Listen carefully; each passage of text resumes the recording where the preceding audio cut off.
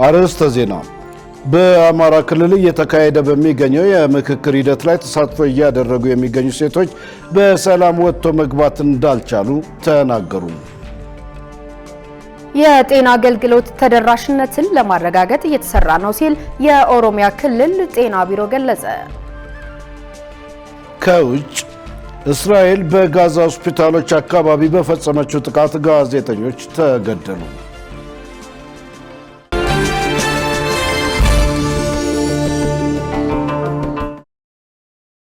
ሰላም ጤና ይስጥልን ተመልካቾቻችን፣ ከኢሳት ነጻ የህዝብ ሚዲያ የሰዓቱ ዜናዎች ተጀምረዋል። ገነት ዘዘውና እኔም ደረጀ ይልማ ዜናውን ወደ እናንተ እናደርሳለን። ቀዳሚ ወዳደረግነው ዜና አልፋለሁ። በአማራ ክልል እየተካሄደ በሚገኘው የምክክር ሂደት ላይ ተሳትፎ እያደረጉ የሚገኙ ሴቶች በሰላም ወጥቶ መግባት እንዳልቻሉ ተናገሩ። በአጀንዳ ልየታ ላይም የሴቶችን ጥቃት በተመለከተ ህገ መንግስቱ እንዲሻሻልና በሀገሪቱና በክልሉ ሰላም እንዲሰፍን በትጥቅ ትግል ላይ ያሉ ወገኖች ወደ ምክክሩ እንዲመጡ ጥሪ አቅርበዋል። መሳይ ገዛኝ ያዘጋጀችውን ሰይፍ ዓለም ያቀርበዋል። የኢትዮጵያ ሀገራዊ ምክክር ኮሚሽን በአማራ ክልል በሚያካሄደው አጀንዳ የማሰባሰብ የምክክር መድረክ 237 ወረዳዎችን 10 የማህበረሰብ ክፍሎችን ወክለው የተመለመሉ ከ4000 በላይ ተሳታፊዎች አጀንዳዎቻቸው ላይ እየተወያዩ ይገኛሉ። ሴቶችን ወክለው የተገኙት እና ኢሳት ያነጋገራቸው ተወያዮች ለኮሚሽኑ የሚያቀርቡትን የአጀንዳ ሐሳቦች አጋርተውናል። አንደኛው ያው ህገ መንግስቱ መሻሻል አለበት የሚል ነው። አንደኛ በሴቶች ላይ የተቀመጠው ነገር ተግባራዊነቱ በጣም እንትን ስለሆነ እሱ ተግባራዊ መሆን መቻል አለበት ነው። ሴቶችን አስመልክቶ እኛ ምንለው አሁን ምክክር ኮሚቴው ላይ እየተወያየንበት ያለው የሴቶች ጥቃት እንዲቆም፣ ልጆቻችን ወጣው እንዲገቡ፣ በሰላም ተምረው በሰላም ትምህርት ቤት በተለይ ልጆቻችን ትምህርት ቤት አጣው ታግተው ነው ተቀምጠው ያለው በየቤታቸው ቁጭ ብለው ያሉና ሞራናቸው እየዋሸቀ ነው ያለው። በእውነት ሲሆን ሰላም እንዲመጣልን የምንፈልገኛ ዋናው ሰላም ነው። አሁን እናቶች ላይ ሴቶች ላይ የሚደርሰው ጥቃት እንዲቆም ነው እኛ የምንፈልገው። እየተወያየንም ያለን በዚህው ጉዳይ ነው። የተፈናቀሉ ወገኖቻችን ላይ ብዙ ጫና እየደረሰባቸው በመሆኑ አሁን ባለው ወቅታዊ ችግር ሁኔታ ለጦርነት ተጋላጭ በሆኑበት አካባቢዎች ሴቶች ብዙ ጫና ደርሶባቸዋል። አረጋውያን፣ አቅመ ደካማ፣ አካል ጉዳተኞች ሴቶች ጥቃት ደርሶብናል። በእውነት ተማረናል። ኢትዮጵያ ትሁን። ልጆቻችን ስርዓት በርክቶብናል። እኒህን ስርዓት ድል አጥተዋል። ልጆቻችን የተማረው ኃይል ስርዓቶ ጫት ቤት ነው የሚውለው። በአረብ ሀገር እየተፈናቀሉ እየሄዱ በባህር እያለቁብን ነው ልጆቻችን። መንግስት ልባት ይስጥልን። ምክክሩ እንዲደረግ ተወካዮች የተመረጡበት አስመልክቶም ኢሳት ተሳታፊዎችን ጠይቋል። እንግዲህ እኛ ይዘነው የምንመጣው የእነሱን ሀሳብ ነው። ምክንያቱም እነሱን ወክለን ነው እኛ እዚህ ጋር የቀረብነው፣ እነሱን በመወከል ነው። ምክንያቱም የእነሱን ሀሳብ ነው አወያይተን እኛ ወደዚህ ላይ ምክክር መድረኩ ላይ ይዘነው የቀረብነው የእነሱን ሀሳብ ነው። እኛ የተወሰነ ጊዜ የተመካከርንበት፣ ያን ያህል እንኳን ብዙ አይደለም፣ የተወሰነ ጊዜ ተመካከርንበታል። የሰላም ጉዳይ አሁን የምታውቁትም ስለሆነ ያን ያህል ወጥቶ ለመግባት ትንሽ አስቸጋሪም ስለሆነ ብዙም አልተወያየንበትም። የአቅማችን የቻልነውን ይዘን መጥተናል።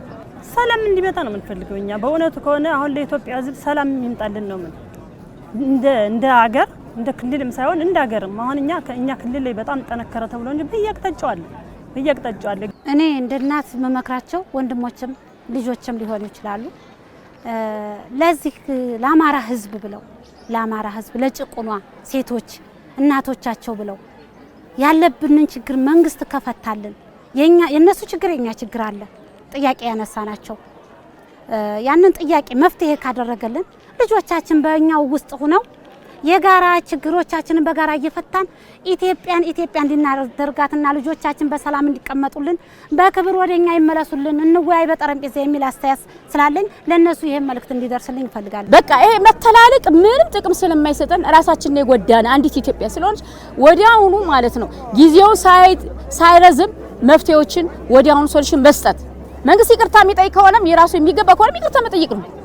በቃ ምንድነው ሌላው አካል ደግሞ እንደገና ጥፍቶ ከሆነም ይቅርታ መጠየቅና በሰላማዊ መንገድ ችግሮችን በሰላማዊ መንገድ መፍታት ነው። ከአጀንዳ ማሰባሰቡ በኋላ ኮሚሽኑ ለመንግስት የሚያቀርባቸው የአጀንዳ ሐሳቦች ለማሰባሰብ የኢትዮጵያ ሀገራዊ ምክክር ኮሚሽን በአማራ ክልል የምክክር ሂደት ለማካሄድ መገኘቱ ለሰላም አንድ እርምጃ እንደሆነ ተመላክቷል። በተያያዘ ዜና በአማራ ክልል እየተካሄደ በሚገኘው የምክክር ሂደት ላይ ተሳትፎ እያደረጉ የሚገኙ የማህበረሰቡ ተወካዮች ከመመካከር ባለፈ ለእርስ በርስ ግጭቱ መንግስት ጉዳይ ነው ብሎ እልባት ሊሰጥበት እንደሚገባ ተናገሩ። እንደ ሀገርና እንደ ክልል በርካታ መስተካከል አሉባቸው ብለው በአሰቧቸው ርዕሰ ጉዳዮች ላይ የተወያዩ እንደሆነም ለኢሳት ተናግረዋል። መሳይ ገዛኸኝ ተጨማሪ አላት።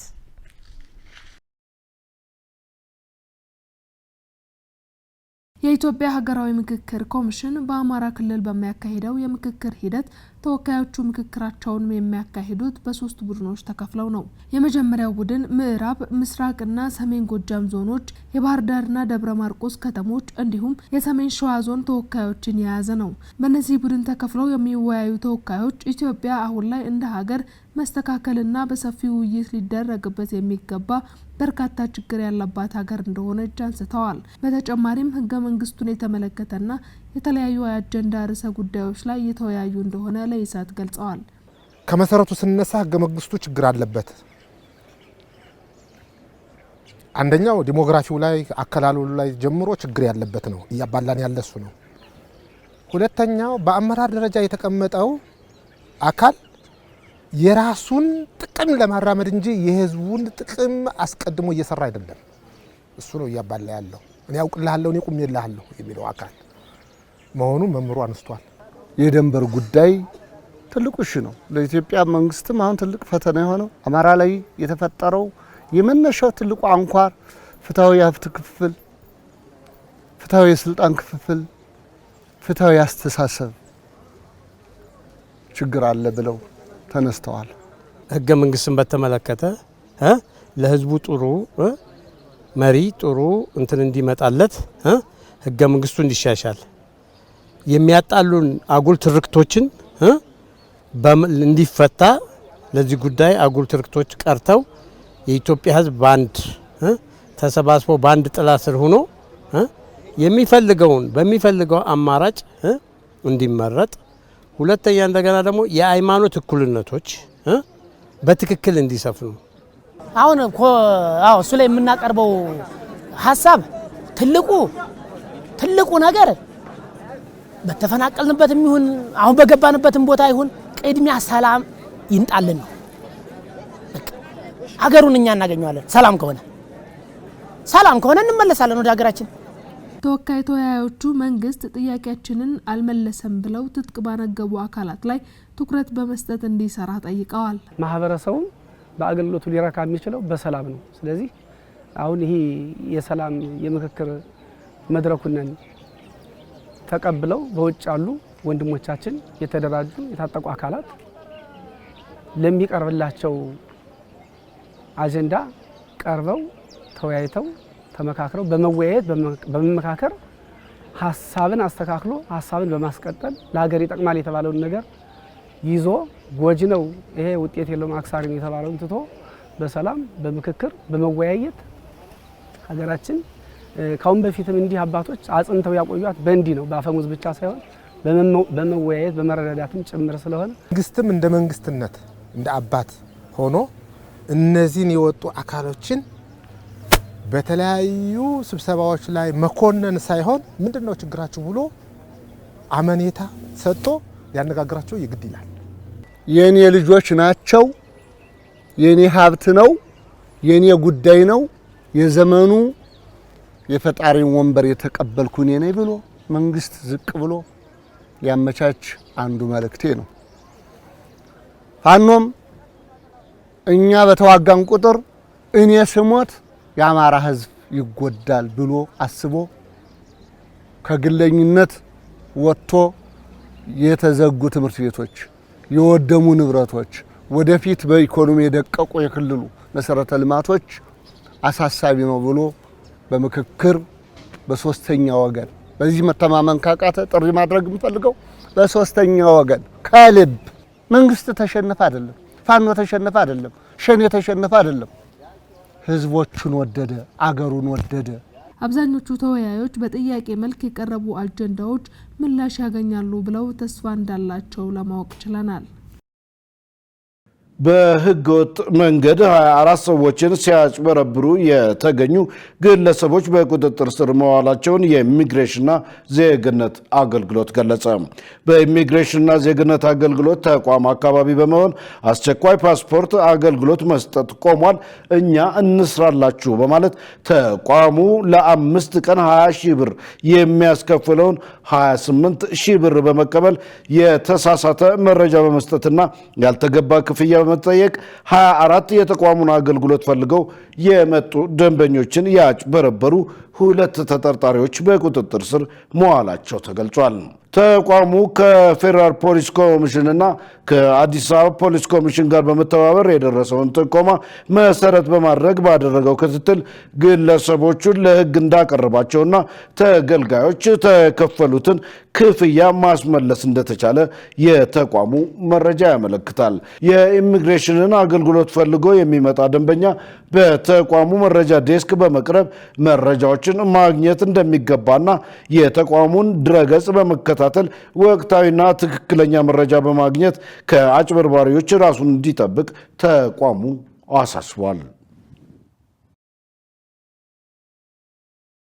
በትግራይ ክልል በተለያዩ አካባቢዎች የሚገኙ መጠለያ ጣቢያዎች በተፈናቃዮች ቁጥር መጨናነቃቸውን ዓለም አቀፍ የፍልሰተኞች ድርጅት አስታወቀ። ድርጅቱ ትናንት ባወጣው መግለጫ መጠለያዎቹ በተፈናቃዮች ከመጨናነቃቸው ባለፈ እየፈረሱ ነው፣ በዚህም ሳቢያ ለአስከፊ ኑሮ እየተዳረጉ ነው ሲል ገልጿል። በመጠለያዎቹ የሚገኙ የተፈናቃዮች ቁጥር መጠለያዎቹ ሊያስጠልሉት ከሚችሉት ቁጥር በላይ በመሆኑ ተጨናንቀዋል ያለው ተቋሙ በየጊዜው ተጨማሪ አዳዲስ ተፈናቃዮች ወደ መጠለያ ጣቢያዎቹ በመግባታቸው እየፈረሱ ነው ሲልም አክሏል። መጠለያዎቹ ለመጨናነቃቸው በዋናነት የተጠቀሰው ምክንያት ደግሞ ቤት ተከራይተው በአካባቢዎቹ ከሚገኙ ከተሞች ይኖሩ የነበሩ ተፈናቃዮች የሚከፍሉት በማጣታቸው ወደ መጠለያዎቹ በመግባታቸው መሆኑን ጠቅሷል። በክልሉ በሚገኙ ትምህርት ቤቶች ተጠልለው የሚገኙ ተፈናቃዮች ወደ መጠለያ ጣቢያዎች ለማዛወር ጥረት እያደረገ እንደሚገኝ የጠቆመው ተቋሙ እስካሁን በ21 ትምህርት ቤቶች ውስጥ ተጠልለው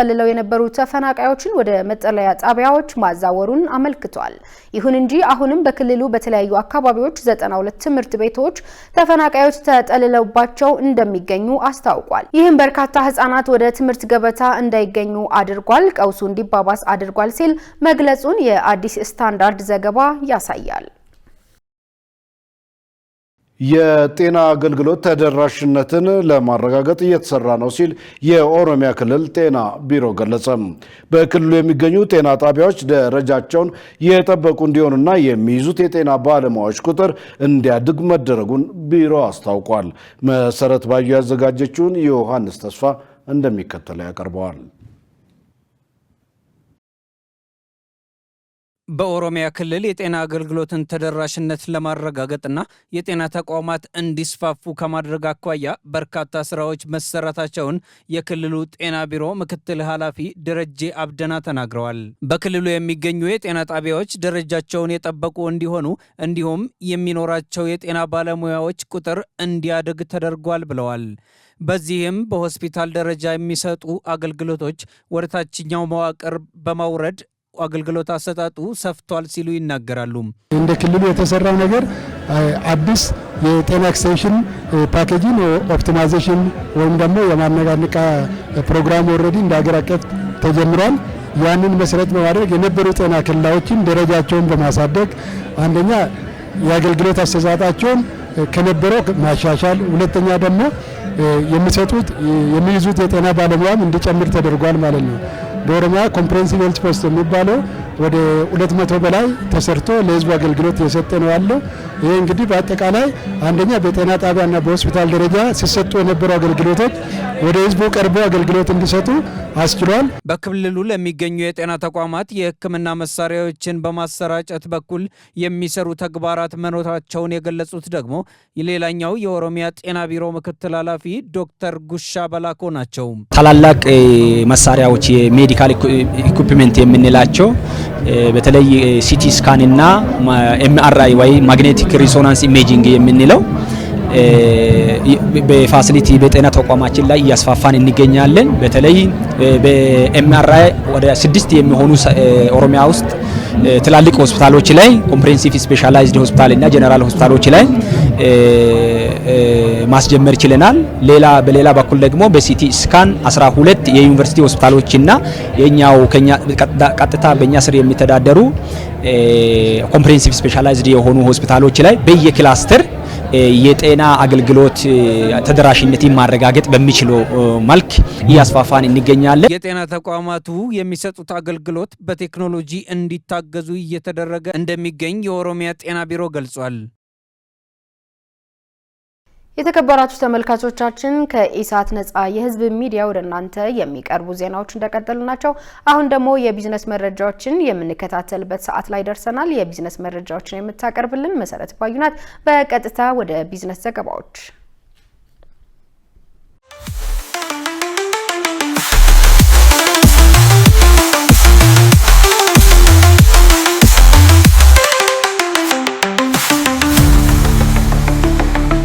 ተመልካቾቻችን ከኢሳት ነጻ የህዝብ ሚዲያ የዕለቱን የቢዝነስ ዘገባዎች ይዤላችሁ ቀርቤያለሁ። ከዘገባዎቹ ጋር መሰረት ባዩ ነኝ። አብራችሁን ቆዩ።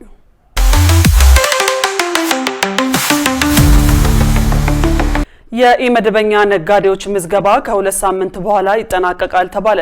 የአዲስ አበባ ከተማ አስተዳደር ንግድ ቢሮ ኢመደበኛ ነጋዴዎች የሚሰሩበት ቦታ እየተለየ መሆኑንና ይህም በአጭር ጊዜ ውስጥ ተጠናቆ እንደሚሰሩ አስታውቋል።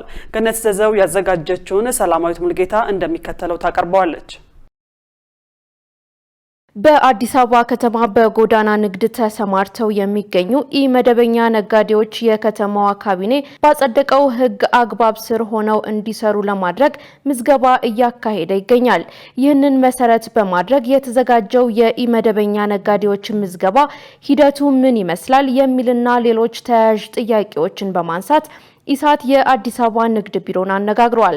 የቢሮው የኮሙኒኬሽን ዳይሬክተር ሙሰማ ጀማል በሰጡት ምላሽ የኢመደበኛ ነጋዴዎች ምዝገባ ከ2 ሳምንት በኋላ እንደሚጠናቀቅ ገልጸው ምዝገባው ከተጠናቀቀ በኋላ በአጭር ጊዜ ውስጥ ወደ ስራ እንደሚገቡ ገልጸዋል። ኢመደበኛ ምዝገባ እየተካሄደ ነው። 15 ቀን ጊዜ ነው። በ2 ሳምንት ውስጥ ይጠናቀቃል። ቦታዎችን የመለየት ስራ እየተሰራ ነው። በ2 ሳምንት ከተጠናቀቀ በኋላ የሚመለከተው ግብረ ኃይል አለ። ከወረዳ የወረዳ ዋና ስራ አስፈጻሚ የሚመራው ግብረ ኃይል አለ። እሱ ግብረ ኃይል አረጋግጦ ለአዲስ አበባ ከተማ አስተዳደር ንግድ ቢሮ ይልካል። ንግድ ቢሮ ደግሞ በመደበኛ ደግሞ ምክትል ከንቲባው የሚመሩት የታስክ ፎርስ አለ። በወር አንድ ጊዜ የሚሰበሰብ ቦታዎቹና ኢመደበኛ የተመዘገቡ ሰዎች አስፈላጊውን መስፈርት መሟላታቸው ተረጋግጦ ሲጸድቅ ወደ ስራ ይገባሉ ማለት ነው። የአንድ ወር ጊዜ የሚሰጠው 2 ሳምንት ሞልቶታል። ስለዚህ የ2 ሳምንት በኋላ ምዝገባው ተጠናቆ መረጃዎችን የማጣራት የማረጋገጥ ስራ ሰርቶ በሚወጣላቸው ሽፍት መሰረት ወደ ስራ ይገባሉ ማለት ነው። አክለውም ማንኛውም ግለሰብ በመዲናዋ መደበኛ ባልሆነ ንግድ ላይ ለመሰማራትም ሆነ ለመመዝገብ የብሔራዊ መታወቂያ አስገዳጅ መስፈርት እንደሆነ ጠቁመዋል።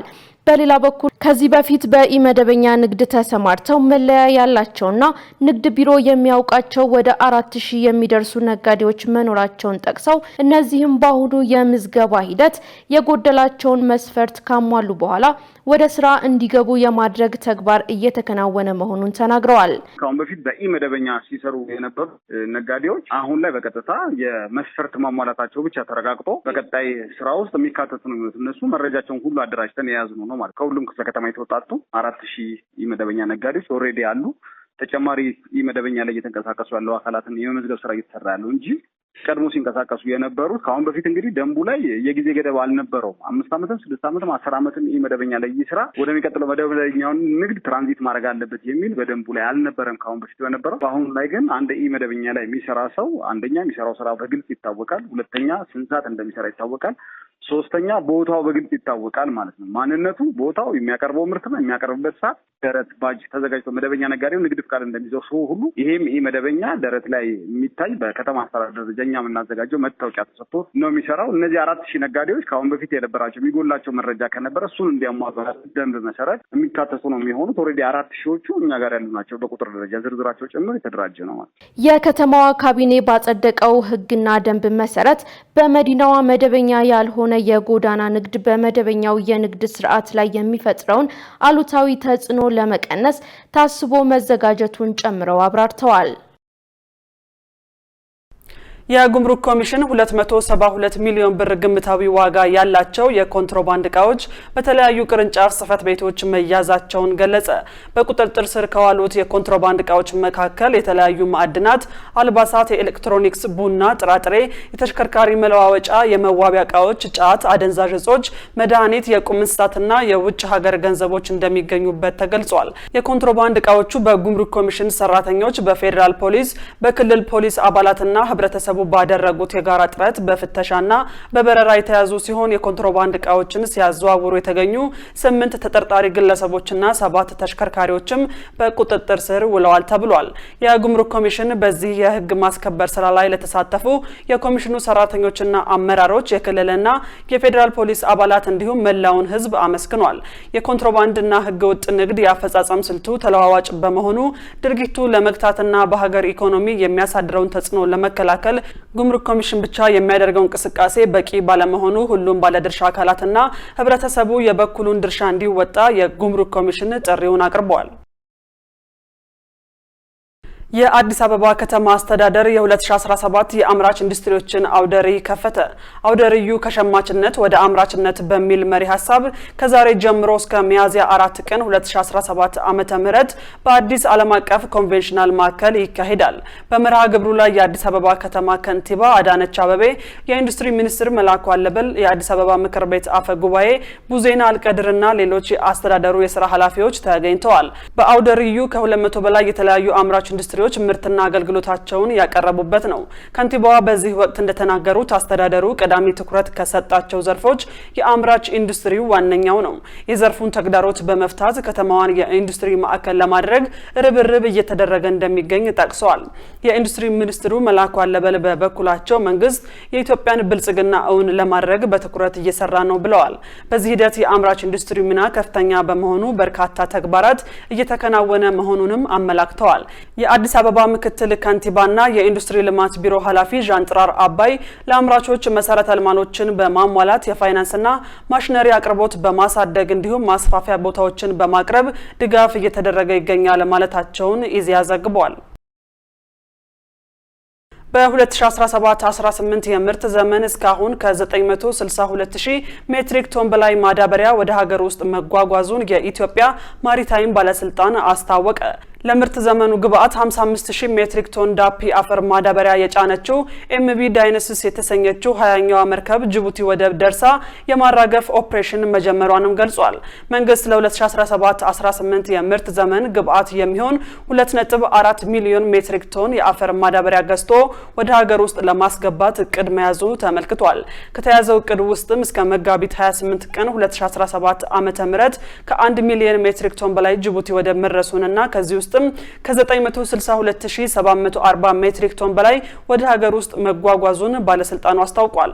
111378 ሜትሪክ ቶን ማዳበሪያ ጅቡቲ ወደብ ላይ እንደሚገኝም አመልክቷል። ወደ ሀገር ውስጥ የተጓጓዙት የማዳበሪያ አይነቶች ዩሪያና ዳፕ ናቸው። ማዳበሪያው በድንበር የደረቅ ጭነት ተሽከርካሪና በባቡር መጓጓዙን የባለስልጣኑ መረጃ ያመለክታል። ውድ ተመልካቾቻችን አሁን ደግሞ በእለቱ በተመረጡ ባንኮች ያለውን የውጭ ምንዛሬ ዋጋና የብሔራዊ ባንክ የወርቅ ግብይት መረጃ ተከታትለን እንመለስ።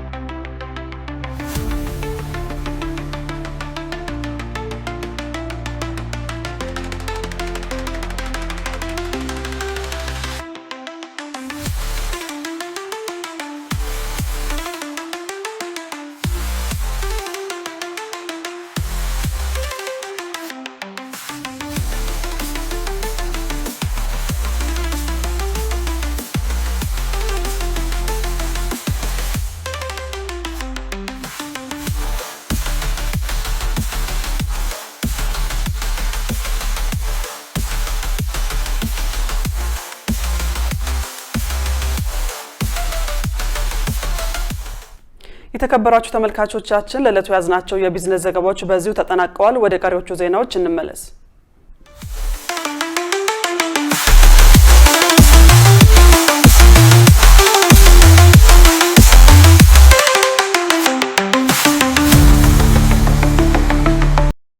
ውድ ውድ ተመልካቾች ከኢሳት ነጻ ህዝብ ሚዲያ የሰዓቱ ዜና እንደቀጠለ ነው። አሁን ደግሞ ወደ ውጭ ዘገባዎች አልፋለሁ። እስራኤል በጋዛ ሆስፒታሎች አካባቢ በፈጸመችው ጥቃት ጋዜጠኞች ተገደሉ። በካን ዩኒስ የሱር ሆስፒታል አካባቢ በተፈጸመ ጥቃት የጋዜጠኞች ድንኳን በእሳት ጋይቷል። ሸሪፍ ኢማም ተጨማሪ አለው።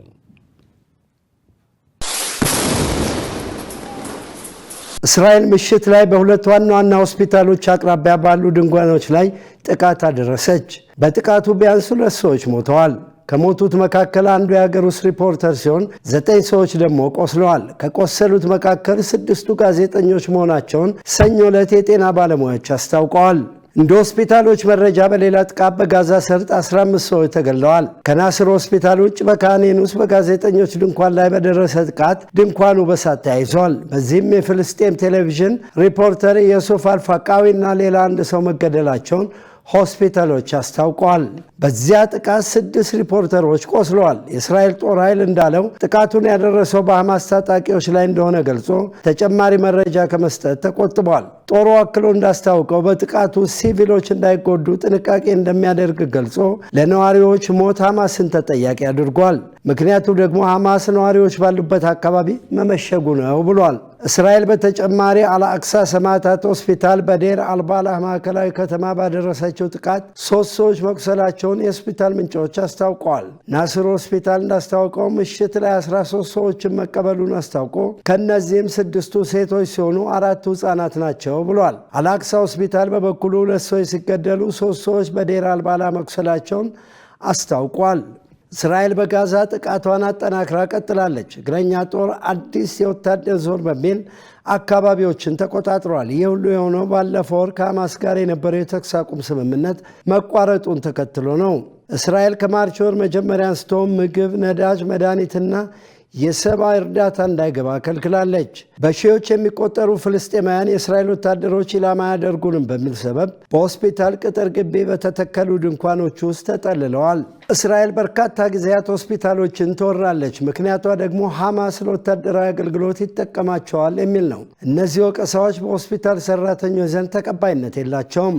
እስራኤል እያደረገች ያለውን ወታደራዊ ዘመቻ አጠናክራ ቀጥላለች። ይህም በሐማስ ላይ ጫና በመፍጠር ቀሪ ታጋቾች እንዲለቅ፣ ትጥቁ እንዲፈታና መሪዎቹ ከሀገር እንዲወጡ ለማድረግ ነው። ይህ ከሆነ ጠቅላይ ሚኒስትር ቤንያሚን ኔታንያሁ እንዳሉት የአሜሪካው ፕሬዚዳንት ዶናልድ ትራምፕን እቅድ መተግበር ይቻላል። አብዛኛውን የጋዛ ነዋሪ በሌላ ሀገር ማስፈር እንደሳቸው አባባል የፍቃደኝነት ሰፈራ ብለውታል። ፍልስጤማውያን ግን ቀያቸውን መልቀቅ አይፈልጉም። የሰብአዊ መብት ኤክስፐርቶች እንደሚያስጠነቅቁት የትራምፕን እቅድ ለመተግበር መሞከር የዓለም አቀፍ ሕግን መጣስ ነው እያሉ ነው። ኔታንያሁ ዛሬ ሰኞ በዋሽንግተን ከትራምፕ ጋር ይገናኛሉ። በግንኙነታቸው ስለ ጋዛና ሌሎች ጉዳዮች ይነጋገራሉ ተብሎ ይጠበቃል። በእስራኤል ጥቃት አብዛኛው የጋዛ አካባቢ ወድሟል። ከ90 ከመቶ በላይ ነዋሪዎች ከቀያቸው ተፈናቅለዋል። ከኦክቶበር 2023 ወዲህ በእስራኤል ጥቃት በጋዛ ውስጥ የተገደሉ ጋዜጠኞች ቁጥር 210 ደርሷል። ዜናውን ስናጠናቅር አልጀዚራና አረብ ኒውስን በመረጃ ምንጭነት ተጠቅመናል። ኢራን ከአሜሪካ ጋር የቀጥተኛ ንግግር እንድታደርግ የቀረበው ጥሪ ትርጉም የለሽ ስትል ውድቅ አደረገች። የኢራን ውጭ ጉዳይ ሚኒስትር አባስ አራግቺ ከአሜሪካ ጋር የኒውክሌር መርሃ ግብር ላይ የሚደረግ ቀጥተኛ ድርድር ትርጉም የለሽ ሲሉ በሁለቱ ሀገራት መካከል ያለውን ውጥረት ገልጸውታል። ትራምፕ ባለፈው ወር ለኢራን መሪ አያቶላህ አሊ ካሜኔ በላኩት ደብዳቤ ቴህራን ኒውክሌር መርሃ ግብሯ ጋር በተገናኘ ድርድር እንድታደርግ አለበለዚያ ግን ከፍተኛ ወታደራዊ እርምጃ ይጠብቃታል ማለታቸው የሚታወስ ነው። እንደ አልጀዚራ ዘገባ የውጭ ጉዳይ ሚኒስትሩ በመግለጫቸው ድርድር ከፈለክ ማስፈራራት ፋይዳው ምንድነው በማለት የዋሽንግተን የድርድር ጥያቄ ቅንነት የሌለው ሲሉ አጣጥለውታል። ቴህራን ከዚህ ቀደም ከዋሽንግተን ጋር ቀጥተኛ ውይይት ውድቅ አድርጋለች። ይሁን እንጂ ተዘዋዋሪ ድርድር ግን ክፍት እንደሆነ ተናግራለች ሲል የአሜሪካን ድምጽ ዘግቧል። ውድ ተመልካቾች ከኢሳት ነጻ ህዝብ ሚዲያ የሰዓቱ ዜና እንደቀጠለ ነው። አሁን ደግሞ የስፖርት ዘገባዎችን የምናደምጥበት የአየር ጊዜ ላይ ደርሰናል። ሙሉ ቀን ሰለሞን ይጠብቀናል። ወደዛው እንለፍ። ለጤንነት፣ ለምርት፣ ለወዳጅነት ሰላም ጤና ይስጥልን ተመልካቾቻችን፣ ከኢሳት ነጻ የህዝብ ሚዲያ የዕለቱ ስፖርታዊ ዘገባዎች ጋር ሙሉቀን ሰለሞን ነኝ። በተለያዩ የዓለም ሀገራት ከተሞች በተደረጉ የአትሌቲክስ ውድድሮች ኢትዮጵያውያን አትሌቶች አሸነፉ። ትላንት መጋቢት 28 በተለያዩ ሀገራት በተለያዩ ርቀቶች በተደረጉ ውድድሮች ኢትዮጵያውያን አትሌቶች አሸንፈዋል። በጀርመን በርሊን በተካሄደው የግማሽ ማራቶን ውድድር ኢትዮጵያውያን አትሌቶች በሁለቱም ጾታዎች ድል ተቀዳጅተዋል። በወንዶች አትሌት ገመቹ ዲዳ አንደኛ ሆኖ ሲያጠናቅቅ፣ በሴቶች ፎቴን ተስፋይ፣ ፍታው ዘራያና አለም አዲስ እያዩ ከአንደኛ እስከ 3ኛ ደረጃ ተከታትለው በመግባት አሸንፈዋል። በተጨማሪም አትሌት ፎቴን ተስፋይ ውድድሩን የጨረሰችበት 1 ሰዓት ከ03 ደቂቃ ከ35 ሰከንድ የቦታው ክብረ ወሰን ሆኖ ተመዝግቧል። በኦስትሪያ በተደረገው የቬና ማራቶን ውድድርም ሀብታሙ አባዲ አንደኛ ደረጃ ሲይዝ፣ ሌላኛው ኢትዮጵያዊ ሞገስ ጦማይ 3ኛ ሆኖ አጠናቋል። ለመጀመሪያ ጊዜ በጃማይካ ኪንግስተን በተደረገው ግራንድ ስላም ውድድር ደግሞ በ3000 ሜትር እና በ5000 ሜትር ርቀቶች ያሸነፈችው አትሌት እጅጋየሁ ታዬ በ24 ነጥቦች የረጅም ርቀት ውድድር ሻምፒዮን በመሆን አጠናቃለች። ጽጌ ገብረሰላማ ደግሞ 3ኛ ደረጃ ይዛ ጨርሳለች። በተመሳሳይ በ3000 ሜትር እና በ5000 ሜትር ርቀት የተወዳደረው አትሌት ሀጎስ ገብረህይወት በ17 ነጥብ ሁለተኛ ሆኖ ጨርሷል። የኪንግስተን ግራንድ ስላም ውድድር ከአርብ መጋቢት 26 እስከ እሁድ መጋቢት 28 ቀን 2017 ዓ.ም በጃማይካ ኪንግስተን ለመጀመሪያ ጊዜ በተለያዩ ርቀቶች የተካሄደ የሩጫ ውድድር ነው። ፒኤስጂ ሻምፒዮን ሆኗል። የፈረንሳይ ሊግ በ74 ነጥቦች እየመራ የሚገኘው ፒኤስጂ ቅዳሜ ዕለት ከአንጄ ጋር ያደረገውን ጨዋታ 1-0 ማሸነፉን ተከትሎ 6 የሊግ ጨዋታዎች እየቀሩት የፈረንሳይ ሊግ አሸናፊ መሆኑን አረጋግጧል። ለአራተኛ ተከታታይ ዓመታት የሊጉ ሻምፒዮን የሆነው ፒኤስጂ ባለፉት 13 ዓመታት 11 ጊዜ የሊጉ ዋንጫ አሸነፈ ሲሆን በታሪኩ ደግሞ 13ኛውን የፈረንሳይ ሊግ ዋንጫ አሳክቷል።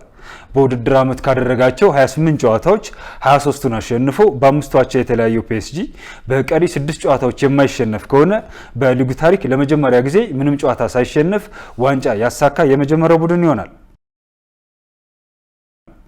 በሌላ ዜና ሳውዛምፕተን ከእንግሊዝ ፕሪሚየር ሊግ መውረዱን የተረጋገጠ የመጀመሪያው ቡድን ሆኗል። ትላንት በቶተናም 3-1 የተሸነፉ ሳውዛምፕተን ከእንግሊዝ ፕሪሚየር ሊግ ወደ ሻምፒዮንሺፕ መውረዱ ተረጋግጧል። በ10 ነጥብ በመጨረሻ ደረጃ ላይ የተቀመጠው ሳውዛምፕተን 7 ጨዋታዎች እየቀሩት ከሊጉ የወረደ በታሪክ የመጀመሪያው ፕሪሚየር ሊግ ክለብ ሆኗል። በተያያዘ ከእንግሊዝ ፕሪሚየር ሊግ ወደ ሻምፒዮንሺፕ መውረዱን ያረጋገጠው ሳውዛምፕተን ከክሮኤሺያው አሰልጣኝ ኢቫን ጁሪክ ጋር መለያየቱን ይፋ አድርጓል። አሰልጣኙ ሩሴል ማርቲንን ተክተው ሳውዛምፕተን የተረከቡት ኢቫን ጁሪክ ከ3 ወራት በኋላ ከኃላፊነት ተነስተዋል። አሰልጣኙ ቡድኑን እየመሩ ባደረጋቸው ጨዋታዎች ማግኘት ከሚገባቸው 42 ነጥብ ያሳኩት 4 ብቻ ሲሆን በአጠቃላይ ካደረጓቸው 14 ጨዋታዎች በ12 ተሸንፏል። በመጨረሻም የአውሮፓ ቻምፒየንስ ሊግ የመጀመሪያ ዙር የሩብ ፍጻሜ ጨዋታዎች ማክሰኞና ረቡዕ ይደረጋሉ። ነገ ባየርን ሙኒክ ከኢንተር ሚላንና አርሰናል ከሪያል ማድሪድ ከምሽቱ 4 ሰዓት ላይ ሲጫወቱ፣ ባርሴሎና ከዶርትሙንድና ፒኤስጂ ከአስቶን ቪላ ደግሞ ረቡዕ በተመሳሳይ ከምሽቱ 4 ሰዓት ጀምሮ ይጫወታሉ። ተመልካቾቻችን ከኢሳት ነጻ የህዝብ ሚዲያ ለዕለቱ ያዘጋጀናቸው ስፖርታዊ ዘገባዎች የተከታተላችኋቸውን ይመስሉ ነበር። መልካም ጊዜ ይሆንላችሁ። ለጤንነት ለምርት ለወዳጅነት